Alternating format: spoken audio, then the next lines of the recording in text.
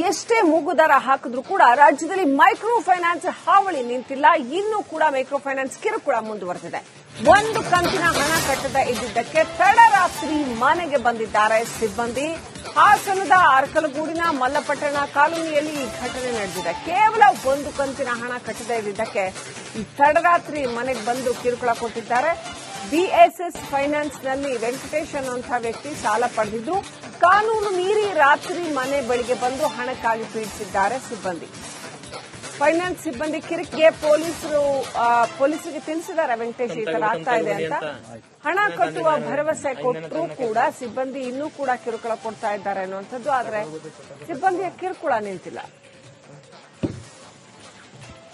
ಆಯ್ತು, ಈಗ ಮಾಡ್ಕೊಂಡ್ರೆ ವಿಡಿಯೋ ಅಂತ ಕಂದ್ಕಟ್ಟೆ ಆಯ್ತು. ಇಲ್ಲ ಇವತ್ತು ಈಗ ಟೈಮ್ 9 ಗಂಟೆ ಆಯ್ತು, 9:00 ಆಯ್ತು. ಇಲ್ಲ 9 ಗಂಟೆ 9:00 ಆಯ್ತಾ ಟೈಮ್? ಆಯ್ತು ಕಂದ್ಕಟ್ಟೆ ಅದನ್ನೇ ಆಯ್ತು. ಆಯ್ತು ಮಾಡ್ಕೊಂಡ್ರೆ ಕಂದ್ಕಟ್ಟೆ ಬರ್ರೆ. ಇಲ್ಲ ದುಡ್ಡು ಇತ್ತು ಮುಂದೆ ಕಂತ ನಾವು ಸೇರ್ಸ್ಕೊಡ್ತೀವಿ. ಮುಂದೆ ಕಂದ್ಕಟ್ಟೆ ಅಂತ ಲೋನ್ ಕೊಟ್ಟಿಲ್ಲ, ಕಂದ್ಕಟ್ಟೆ ಇಲ್ಲ. ಆಯ್ತಿಲ್ಲ ಆಯ್ತಾ ಇಲ್ಲ ಕಟ್ಟಕ್ಕೆ. ಆಯ್ತು ಕಂದ್ಕಟ್ಟೆ ಆಯ್ತು ಆಮೇಲೆ ಮಾಡಿ.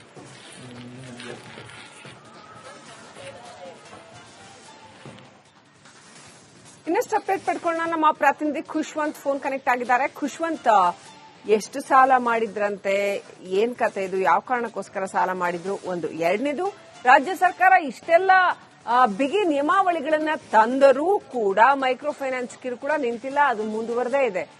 ಇದು ಜಸ್ಟ್ ಮೇಲ್ನೋಟಕ್ಕೆ ಮಾತ್ರ ಮೂಗಿಗೆ ತುಪ್ಪ ಸವರೋ ಹಾಗೆ ಸರ್ಕಾರ ನಿಯಮಗಳನ್ನ ತಂದಿದ್ಯಾ? ನಿಜಕ್ಕೂ ಮೈಕ್ರೋ ಫೈನಾನ್ಸ್ಗೆ ಮುಗ್ದರ ಹಾಕೋದಕ್ಕೆ ಸರ್ಕಾರಕ್ಕೆ ಸಾಧ್ಯವೇ ಆಗಿಲ್ವಾ ಅನ್ನೋ ಪ್ರಶ್ನೆಗಳನ್ನೆಲ್ಲ ಎತ್ತೋ ಹಾಗೆ ಮಾಡಿದೆ. ಏನೆಲ್ಲ ಇದೆ ಡೀಟೇಲ್ಸ್? ನಿಜ ಶ್ರೀಲಕ್ಷ್ಮಿ, ಈ ಘಟನೆಯನ್ನ ನೋಡಿದ್ರೆ ರಾಜ್ಯ ಸರ್ಕಾರ ಮೈಕ್ರೋ ಫೈನಾನ್ಸ್ ವಿರುದ್ಧ ತಂದಂತಹ ಕಾಯ್ದೆ ಅಥವಾ ಕಾನೂನು ಏನಿದೆ ಅದು ಯಾವುದೇ ರೀತಿ ಕೆಲಸಕ್ಕೆ ಬಾರದೇ ಇದೆ ಅಂತ ಅನ್ನಿಸೋದು ಸಹಜ. ಯಾಕಂತ ಅಂದ್ರೆ ಈ ಒಂದು ಘಟನೆಯಲ್ಲಿ ವೆಂಕಟೇಶ್ ಅನ್ನುವರು ಅವರು ನಮಗೆ ನೀಡಿದಂತ ಮಾಹಿತಿ ಪ್ರಕಾರ 15 ತಿಂಗಳಿಗೊಮ್ಮೆ 3,000 ಸಾಲವನ್ನ ತೆಗೆದುಕೊಳ್ಳುವಂಗೆ, ಅಂದ್ರೆ 3,000 ಸಾಲದ ಕಂತನ್ನ ಕಟ್ಟುವ ಹಾಗೆ ಬಿಎಸ್ಎಸ್ ಮೈಕ್ರೋ ಫೈನಾನ್ಸ್ ಕಂಪನಿಯಿಂದ ಸಾಲವನ್ನ ಪಡೆದಿರ್ತಾರೆ. ಆದ್ರೆ ಈ ಬಾರಿ ಒಂದು ಕಂತನ್ನ ಮಾತ್ರ ಅವರು ಕಟ್ಟೋದನ್ನ ಮಿಸ್ ಮಾಡಿದ್ದಾರೆ. ಜೊತೆಗೆ ಅವರು ಕಟ್ಟುದಿಲ್ಲ ಅನ್ನುವ ಮಾತನ್ನ ಹೇಳ್ತಾ ಇಲ್ಲ, ಹಣ ಪಾವತಿ ಮಾಡೋದಿಲ್ಲ ಅಂತ. 2 ಕಂತನ್ನು ಸೇರಿ ಮುಂದಿನ ಬಾರಿಗೆ ಕಟ್ತೀನಿ ಅನ್ನುವಂತ ಮಾತನ್ನ ಹೇಳಿದ್ದಾರೆ. ಆದ್ರೂ ಕೂಡ ಈ ಮೈಕ್ರೋ ಫೈನಾನ್ಸ್ ಅವರು ಕೇಳದೆ ರಾತ್ರಿ 8 ಗಂಟೆ ನಂತರದಲ್ಲಿ ಅವ್ರ ಮನೆ ಹತ್ರ ಹೋಗಿರುವಂತದ್ದು. ಜೊತೆಗೆ ಕಟ್ಲೇಬೇಕು ನೀವು ಹಣವನ್ನ, ಈ ಕಂತಿನ ಹಣವನ್ನ ಕಟ್ಲೇಬೇಕು ಅಂತ ಕಿರುಕುಳವನ್ನ ನೀಡಿದ್ದಾರೆ. ಆಗ ವೆಂಕಟೇಶ್ ಅವರು 112ಗೆ ಕಾಲ್ ಮಾಡಿದ್ದೆ ಅಂತ ಹೇಳ್ತಾ ಇದ್ದಾರೆ. ಪೊಲೀಸ್ ಅವರು ಕೂಡ ಅವರಿಗೆ ಹೋಗ್ಲಿಕ್ಕೆ ಹೇಳಿ ಅಂತ ತಿಳಿಸಿದ್ದಾರೆ. ಅಂದ್ರೆ ಇಷ್ಟೊತ್ತಿನಲ್ಲಿ ಸಾಲ ಕೇಳುವುದು ಯಾವ ರೀತಿ ಸಮಂಜಸವಾದದ್ದು ಅನ್ನುವಂಥದ್ದು. ಆದ್ರೆ ನಂತರದಲ್ಲಿ ಯಾವಾಗ ಇವರು ಮೊಬೈಲ್ ಅನ್ನ ತೆಗೆದು ವಿಡಿಯೋವನ್ನ ಮಾಡಿ ಆತನನ್ನ ಮಾಡ್ಲಿಕ್ಕೆ ಶುರು ಮಾಡ್ತಾರೆ, ಮಾಧ್ಯಮಕ್ಕೆ ನಾವು ಕೊಡ್ತೀವಿ ಅಂತ, ಆಗ ಆತ ಅಲ್ಲಿಂದ ಕಾಲ್ ಕಿತ್ತಿದ್ದಾನೆ.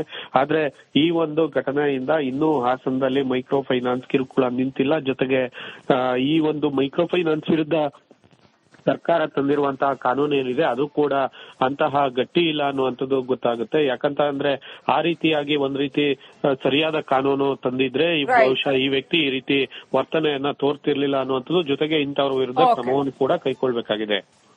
Thank you Khushwant ಡೀಟೇಲ್ಸ್ಗಾಗಿ.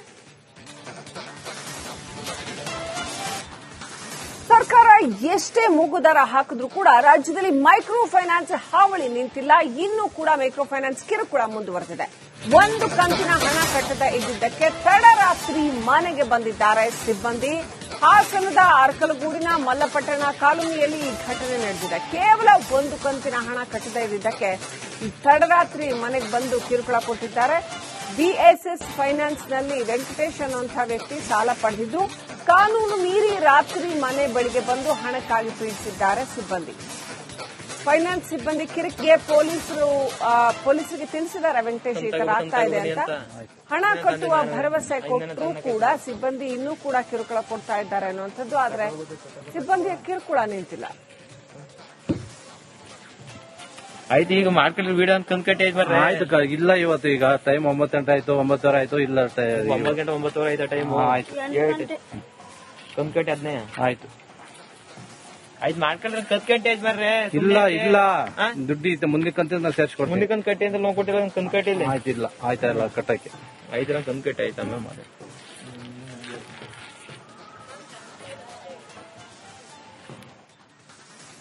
ಇನ್ನಷ್ಟು ಅಪ್ಡೇಟ್ ಪಡ್ಕೊಳ್ಳೋಣ. ನಮ್ಮ ಪ್ರತಿನಿಧಿ ಖುಷ್ವಂತ್ ಫೋನ್ ಕನೆಕ್ಟ್ ಆಗಿದ್ದಾರೆ. ಖುಷ್ವಂತ್, ಎಷ್ಟು ಸಾಲ ಮಾಡಿದ್ರಂತೆ, ಏನ್ ಕತೆ ಇದು, ಯಾವ ಕಾರಣಕ್ಕೋಸ್ಕರ ಸಾಲ ಮಾಡಿದ್ರು, ಒಂದು. ಎರಡನೇದು, ರಾಜ್ಯ ಸರ್ಕಾರ ಇಷ್ಟೆಲ್ಲ ಬಿಗಿ ನಿಯಮಾವಳಿಗಳನ್ನ ತಂದರೂ ಕೂಡ ಮೈಕ್ರೋ ಫೈನಾನ್ಸ್ ಕಿರುಕುಳ ನಿಂತಿಲ್ಲ, ಅದು ಮುಂದುವರೆದೇ ಇದೆ.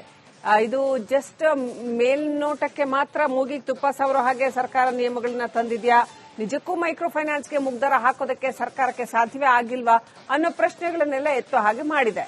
ಏನೆಲ್ಲ ಇದೆ ಡೀಟೇಲ್ಸ್? ನಿಜ ಶ್ರೀಲಕ್ಷ್ಮಿ, ಈ ಘಟನೆಯನ್ನ ನೋಡಿದ್ರೆ ರಾಜ್ಯ ಸರ್ಕಾರ ಮೈಕ್ರೋ ಫೈನಾನ್ಸ್ ವಿರುದ್ಧ ತಂದಂತಹ ಕಾಯ್ದೆ ಅಥವಾ ಕಾನೂನು ಏನಿದೆ ಅದು ಯಾವುದೇ ರೀತಿ ಕೆಲಸಕ್ಕೆ ಬಾರದೆ ಇದೆ ಅಂತ ಅನ್ನಿಸೋದು ಸಹಜ. ಯಾಕಂತ ಅಂದ್ರೆ ಈ ಒಂದು ಘಟನೆಯಲ್ಲಿ ವೆಂಕಟೇಶ್ ಅನ್ನುವರು ಅವರು ನಮಗೆ ನೀಡಿದಂತ ಮಾಹಿತಿ ಪ್ರಕಾರ 15 ತಿಂಗಳಿಗೊಮ್ಮೆ 3,000 ಸಾಲವನ್ನ ತೆಗೆದುಕೊಳ್ಳುವಂಗೆ, ಅಂದ್ರೆ 3,000 ಸಾಲದ ಕಂತನ್ನ ಕಟ್ಟುವ ಹಾಗೆ BSS ಮೈಕ್ರೋ ಫೈನಾನ್ಸ್ ಕಂಪನಿಯಿಂದ ಸಾಲವನ್ನ ಪಡೆದಿರ್ತಾರೆ. ಆದ್ರೆ ಈ ಬಾರಿ ಒಂದು ಕಂತನ್ನ ಮಾತ್ರ ಅವರು ಕಟ್ಟೋದನ್ನ ಮಿಸ್ ಮಾಡಿದ್ದಾರೆ. ಜೊತೆಗೆ ಅವರು ಕಟ್ಟುದಿಲ್ಲ ಅನ್ನುವ ಮಾತನ್ನ ಹೇಳ್ತಾ ಇಲ್ಲ, ಹಣ ಪಾವತಿ ಮಾಡೋದಿಲ್ಲ ಅಂತ.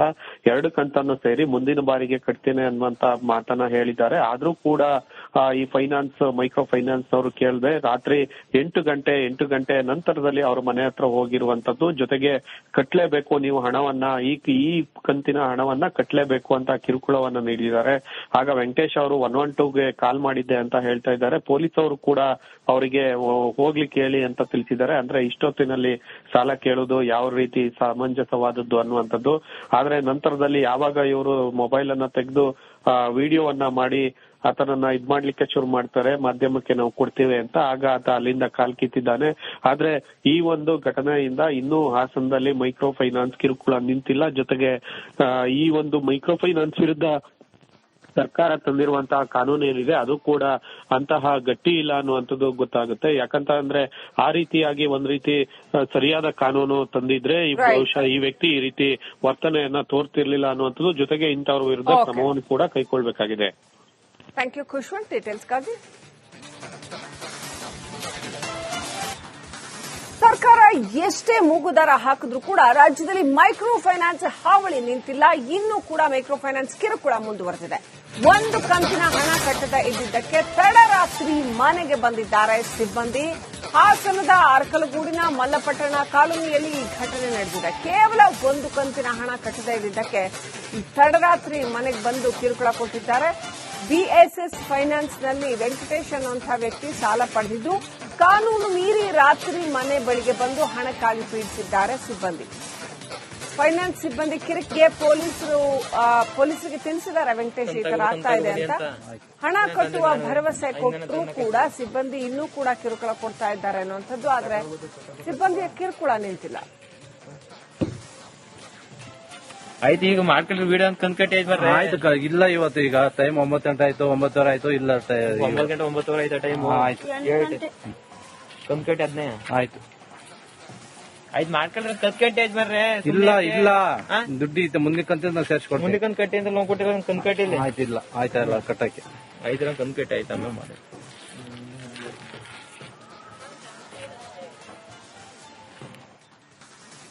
ಇನ್ನಷ್ಟು ಅಪ್ಡೇಟ್ ಪಡ್ಕೊಳ್ಳೋಣ. ನಮ್ಮ ಪ್ರತಿನಿಧಿ ಖುಷ್ವಂತ್ ಫೋನ್ ಕನೆಕ್ಟ್ ಆಗಿದ್ದಾರೆ. ಖುಷ್ವಂತ್, ಎಷ್ಟು ಸಾಲ ಮಾಡಿದ್ರಂತೆ, ಏನ್ ಕತೆ ಇದು, ಯಾವ ಕಾರಣಕ್ಕೋಸ್ಕರ ಸಾಲ ಮಾಡಿದ್ರು, ಒಂದು. ಎರಡನೇದು, ರಾಜ್ಯ ಸರ್ಕಾರ ಇಷ್ಟೆಲ್ಲ ಬಿಗಿ ನಿಯಮಾವಳಿಗಳನ್ನ ತಂದರೂ ಕೂಡ ಮೈಕ್ರೋ ಫೈನಾನ್ಸ್ ಕಿರುಕುಳ ನಿಂತಿಲ್ಲ, ಅದು ಮುಂದುವರೆದೇ ಇದೆ.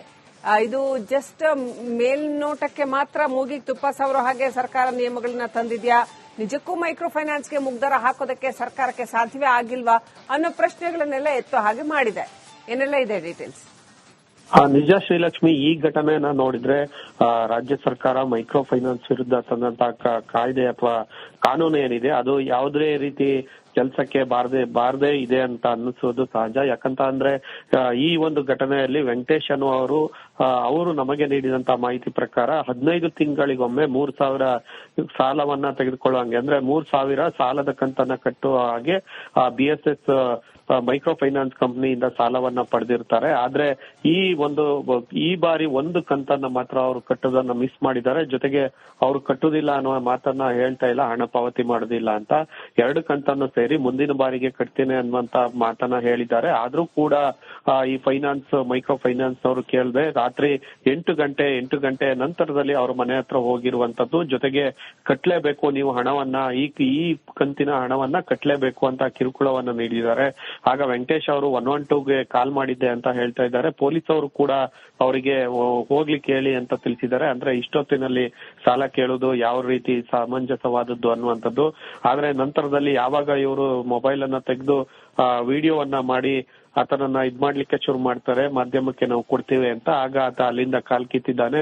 ಆದ್ರೆ ಈ ಒಂದು ಘಟನೆಯಿಂದ ಇನ್ನೂ ಹಾಸನದಲ್ಲಿ ಮೈಕ್ರೋ ಫೈನಾನ್ಸ್ ಕಿರುಕುಳ ನಿಂತಿಲ್ಲ. ಜೊತೆಗೆ ಈ ಒಂದು ಮೈಕ್ರೋ ಫೈನಾನ್ಸ್ ವಿರುದ್ಧ ಸರ್ಕಾರ ತಂದಿರುವಂತಹ ಕಾನೂನು ಏನಿದೆ ಅದು ಕೂಡ ಅಂತಹ ಗಟ್ಟಿ ಇಲ್ಲ ಅನ್ನುವಂಥದ್ದು ಗೊತ್ತಾಗುತ್ತೆ. ಯಾಕಂತ ಅಂದ್ರೆ ಆ ರೀತಿಯಾಗಿ ಒಂದ್ ರೀತಿ ಸರಿಯಾದ ಕಾನೂನು ತಂದಿದ್ರೆ ಬಹುಶಃ ಈ ವ್ಯಕ್ತಿ ಈ ರೀತಿ ವರ್ತನೆಯನ್ನ ತೋರ್ತಿರ್ಲಿಲ್ಲ ಅನ್ನುವಂಥದ್ದು. ಜೊತೆಗೆ ಇಂಥವ್ರ ವಿರುದ್ಧ ಕ್ರಮವನ್ನು ಕೂಡ ಕೈಗೊಳ್ಬೇಕಾಗಿದೆ. Thank you Khushwant ಡೀಟೇಲ್ಸ್ಗಾಗಿ.